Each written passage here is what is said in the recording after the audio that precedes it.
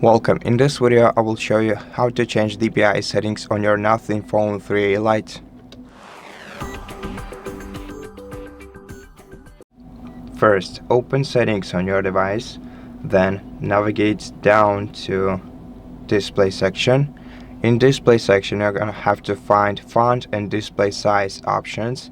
Open them, and here you'll be able to change your font size, moving the slider to the right to make it bigger or to the left to make it smaller. You can also change your display size in the very same way. You can make your text bolder or make it high contrast by switching one of these toggles respectively. And if you are unhappy with your settings, you can reset them by tapping right here. To apply settings, you just have to exit this menu. Besides, you can also change your device's font right here by tapping in this place and then selecting one of the two available fonts.